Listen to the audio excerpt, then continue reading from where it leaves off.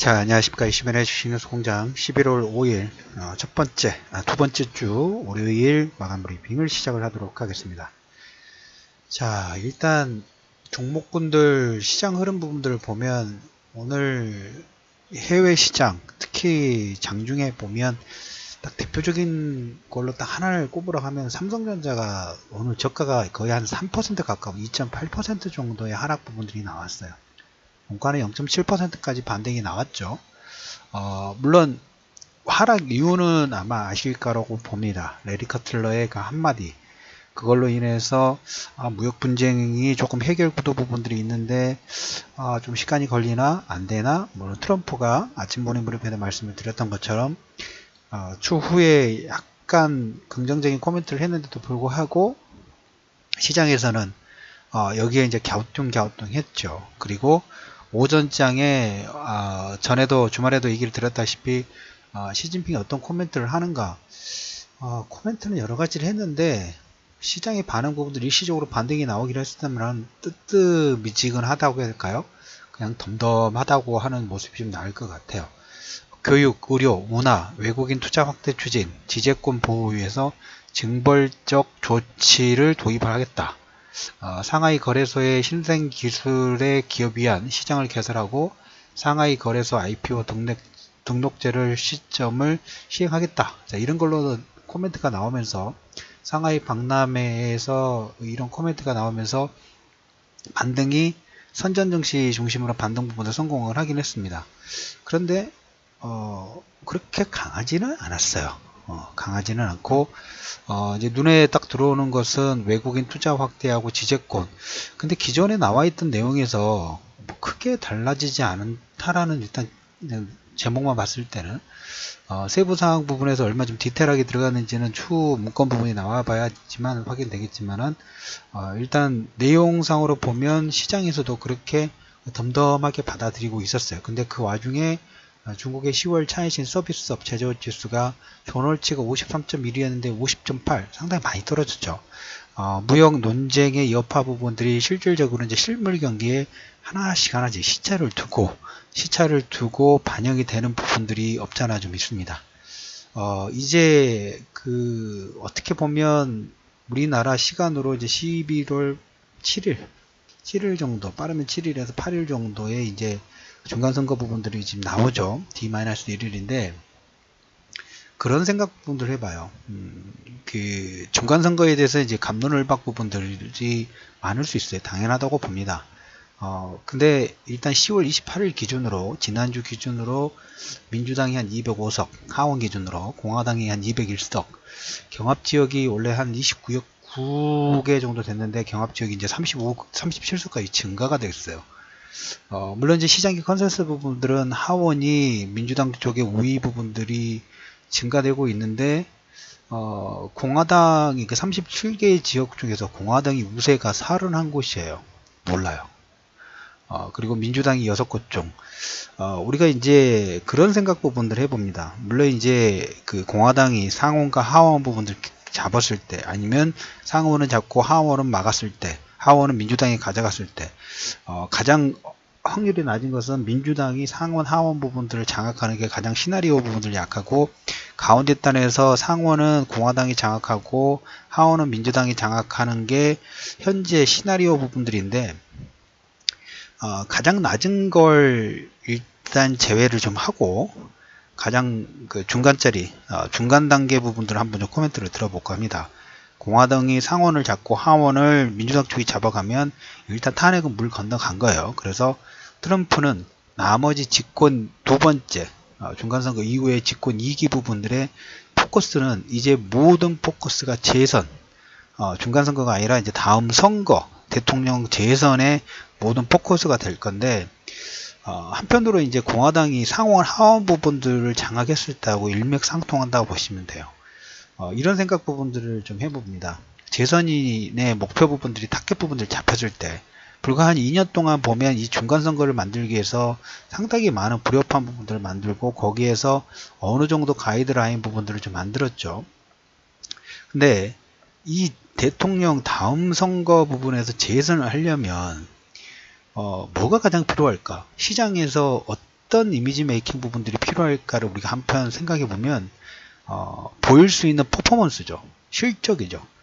단순히 집권 일기는 하겠다, 할 것이다 라는 부분들로 2년 동안, 그리고 자기 트럼프 쪽 측근 부분들을 상원과 하원 쪽에 고루하게 분포시키는 그런 역할 부분들을 했다면, 이제 그 다음에는 가장 낮은 단계 부분들을 제외하고 하원이, 그러니까 민주당이 상원 하원까지 장악할 확률 부분들은 거의 지금 시장 컨센서스 상으로는 희박한 것 같아요. 그걸 제외를 하면 나머지 두 가지 케이스, 공화당이 상하원을 다 장악하고, 아니면 공화당이 상원을 장악하고 민주당이 하원을 장악하는 이 시나리오가 됐을 때, 다른 걸 다 떠나가지고 가장 중요한 나머지 집권 2기에 만들어내야 될, 그 다음에 실적의 퍼포먼스 부분들을 어떻게 수치상으로 보여줄까, 딱 저는 그 생각 부분들에서 두 가지가 떠올랐어요.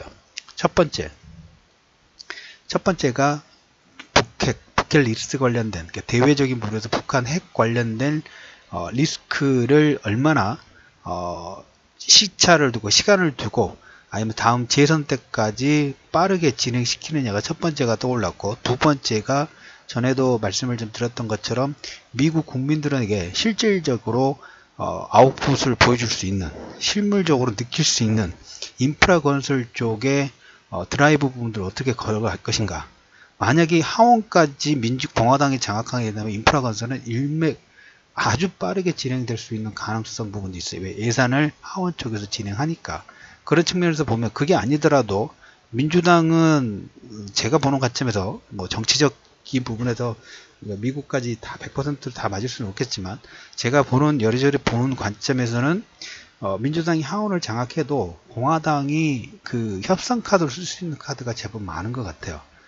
그래서 이 인프라라든지, 그 다음 지난번 감세 예산랑 관련된 부분에서 얼마든지 승기 부분들이야 만들 수 있는 요건 자체가 있다. 그래서 재선의 타겟 부분들이 갔을 때, 중간선거가 민주당이냐 공화당이냐는 물론 중요하지만 너무 거기에 많은 포커스 부분 할 필요 없어요. 전에도 말씀을 드렸다시피 미국 정치적으로 우리가 이제 그 중간선거라는 포커스 부분들로 트럼프의 행동 부분들이 바뀌기 때문에, 그 다음에 거기에 많은 목적 부분들을 두기 때문에 관심권을 좀 키웠던 거지, 중간선거에 자체적으로 보면 이제까지 그 집권 여당이 이긴 케이스는 극히 드물고, 아시다시피 공화당의 국정 지지도가 부시 다음으로 트럼프가 높습니다. 그 의미 부분들은 국정 지지도를 가지고 얼마든지 다음 추진 동력 부분들 만드는데, 다음 추진 동력은 아웃풋이 나와야 돼요. 실질적으로 실적적인 측면에서 우리가 어떤 CEO가 선임이 돼가지고 한 2년 동안은 구조조정 막 열심히 해요. 이렇게 하겠다. 반발도 있었죠. 반발이 있더라도 내가 구조조정 부분을 하면서 어떤 효과 부분을 보고 어떤 정책 부분과 어떻게 산업 개편 부분을 진행하려고 한다라고 했을 때, 그 구조조정의 전도사의 어떤 의견 부분들을 절충할 수밖에 없죠. 그러면 나머지 2년 3년 동안에는 그렇게 생각해가지고 구조조정 진행했던 거에 대한 아웃풋을 분명히 내줘야지만 그 CEO가 재선임 부분들이 되는 거하고 일맥상통한다고 보시면 돼요.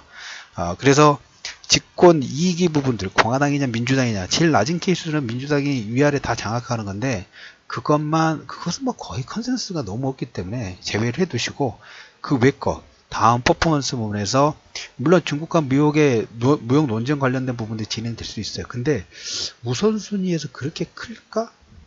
라는 부분이 일부 좀 생각 들고, 이 우선순위하고 5G에서 나오는 여러가지 부가가치 부분에서 로열티를 받는 이런 조건 부분들이 합의가 되는가 하고, 어느 쪽이 더 구미가 땡길 것인가. 그리고 그게 만약에 계속 확장시키는 것보다, 아까도 말씀을 드렸다시피 집권 2기에 아웃풋을 낼 때 가장 중요한 부분 중에 하나는 인프라 건설, 미국의 인프라 건설 관련된 건설 붐을 만드는 하나의 스타트 부분들을 만들 수 있을까가 가장 중요하게 한 축이 되지 않을까 싶고, 나머지 글로벌 정치적인 부분에서 북한 핵 관련된 부분을 만들어 놔야지만 재선에 표를 받을 수 있는 하나의 매개체 부분들 될 거죠. 그러면 집권 2기는 트럼프는 여기에 올인할 가능성 부분이 있고, 중국과의 무역전쟁 부분들은 언제든지 다시 부활시킬 수 있어요. 왜?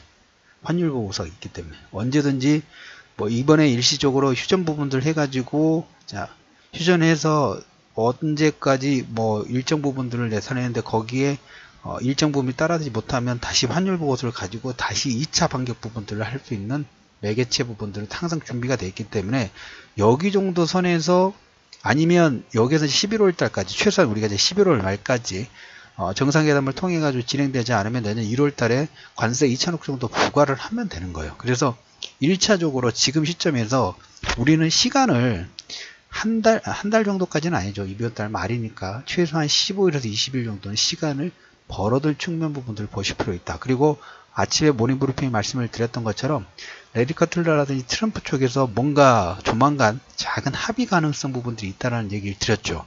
그걸 우리가 주 후반에 계속 체크할 필요가 있다는 얘기하고 이번 주에 FOMC 회의가 있기 때문에 여기에서 이제 금리 관련된 부분들의 코멘트가 나오는지 중국의 경제지표 부분도 상당히 좋았고 미국의 경제지표는 지금 너무 좋죠. 그럼에도 불구하고 무역 논쟁 관련된 부분들의 코멘트가 나올 수 있는 정도만 일단 보시면 될 것 같습니다. 그래서 오늘 보시면 시진핑의 국제 무역 박람회 부분들에서 위안화 절상 부분들이 나왔어요. 위안화 절상이 지금 이틀 동안 1% 정도 절상이 됐어요. 위안화가 7.0 7을 넘어서냐 넘어서지 않느냐인데 지난 초반부터 꺾이기 시작했다고 말씀을 드렸죠. 저는 저 모습도 저렇게까지 위안화가 물론 중국이 이제 이번 달에 국채 발행 부분들을 합니다. 환율 부분들을 꺾기 위해서 작년인가 재작년에 환율 관련된 부분 문제가 있었을 때 이 거래 제대 부분들을 바꾸면서 헤지펀드 부분들의 예봉을 꺾었던 케이스 부분들이 있어요. 근데 이번에는 채권 발행 부분들을 통해 가지고 이쪽 환율 안정자금 부분들이 좀 투입될 예정입니다. 그런 거와 마찬가지로 거기에 일맥상통하게 마침 시진핑하고 트럼프하고 화해 무드 부분들이 일부 노출이 되고 있는 시점에 이틀 연속 위안화 절상 부분들이 진행됐다는 것은 한편으로 선제적인 의미 부분도 있지 않느냐라는 부분도 생각해 둘 필요 있어요. 그렇기 때문에 오늘 장중에 삼성전자가 마이너스 2.8% 시장 개파락 부분들이 나오면서 2.8% 하락 나왔지만 거의 약보합선 0.7% 정도 하락 부분들로 마감이 됐고 미코리가 상당히 강하게 진행이 됐죠.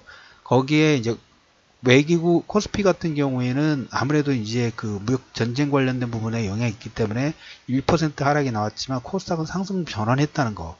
그만큼 힘이 있다는 걸 여러분들 보셔야 돼요. 그리고 오늘 장중에 미국이 이란 원유 제재에 우리나라도 예외국으로 인정됐다는 안도감 부분들이 반영이 되면서 코스닥의 상승 전환 부분들이 진행되고 있다라는 말씀을 좀 드려보도록 하겠습니다.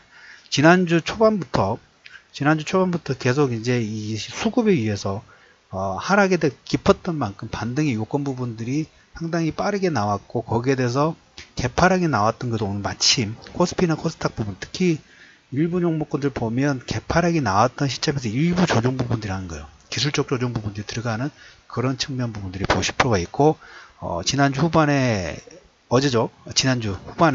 장보고 6호 같은 경우에는 소폭 반등 부분들이 나와서 글쎄 한 3%대 수익률 부분들이 진행이 되고 있다라는 말씀을 좀 드려보도록 하겠습니다. 겁먹지 마시고 이제까지 하락폭 부분들에서 지금 시점에서는 설령 이중바닥 부분들이 나온다 하더라도 그건 걱정할 필요 없어요. 그것은 그 정도의 우리가 전에 하락 부분도 신용의 물량 자체가 단기간에 2조 원 가까운 물량분이 나온 것도 다 견뎠는데 그리고 통상적으로 보면 신용잔고가 7조 8조 되면 안정화 수준에 진행이 됐다라는 측면 부분들로 보실 필요가 있다. 그래서 오늘 다른 거 보지 마시고 삼성전자 마이너스 3% 근접하는 하락 부분이 진행됐는데 불구하고 0.7% 정도 반등이 나왔다는 것 첫 번째. 그리고 코스닥은 상승 전환했기 때문에 지난주 기술적 쇼커버링에 대한 반등 부분들을 계속 유지할 필요가 있다라는 얘기를 드려보도록 하겠고 오늘 이제 11월 5일입니다. 이번에 이제 단기 급락에 따라서 이벤트 이제 D-2일 남았다는 얘기를 드리면서 관련된 문의 부분들은 대표 전화 부분들로 문자 또는 카카오톡으로 문자 남겨주시기를 말씀을 드리면서 삼성전자 마이너스 2.8%에서 0.7% 코스닥 상승 전환을 말씀을 드리면서 11월 5일 이슈맨의 주식뉴스 공장 마감 브리핑을 마무리하도록 하겠습니다.